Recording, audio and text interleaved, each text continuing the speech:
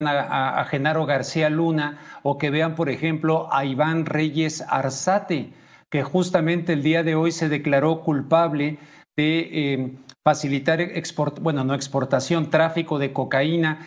¿Qué le esperaría con esto? Esta confesión de Iván Reyes, que es negociada evidentemente, pero esto coloca todavía en una situación más dura a Genaro García Luna, ¿no?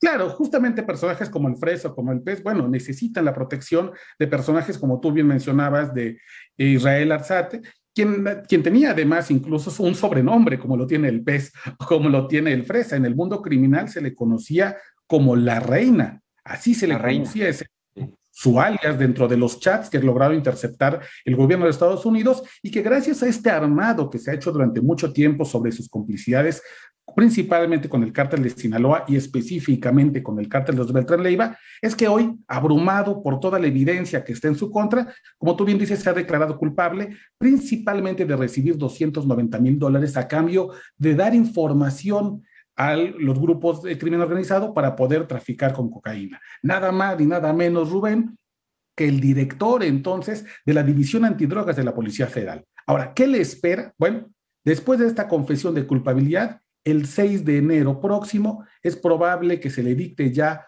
una sentencia definitiva, como tú bien dices, negociada. Ante el riesgo de que pudiera pasar su vida en prisión, como el Chapo Guzmán, por ejemplo, es que ha decidido confesar y enfrentarse a una pena que podría ir de los 5 a los 40 años de prisión. Hoy él está en el Centro de Detención Metropolitana de Brooklyn, en Nueva York.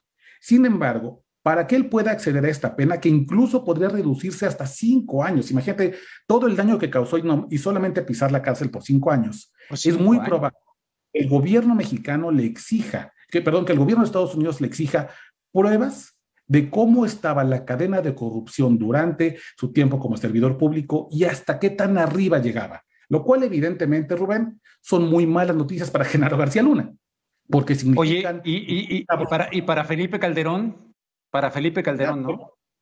Claro, para ¿Eh? Felipe Calderón, por supuesto. Él viajó hace poco, lo vimos seguramente en sus redes sociales en España, mientras elogiaba cómo, según él, en su sexenio, las policías se habían limpiado y cómo él había instaurado un mecanismo de protección y de blindaje anticorrupción a través de los llamados exámenes de control y confianza.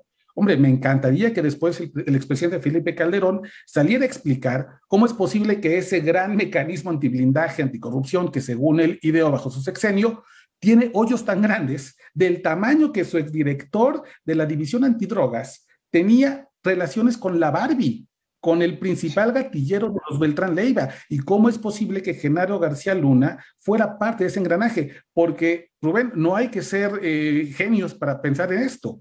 Por supuesto que la corrupción de un comandante de 200, que recibe $290,000 en soborno llega hasta arriba.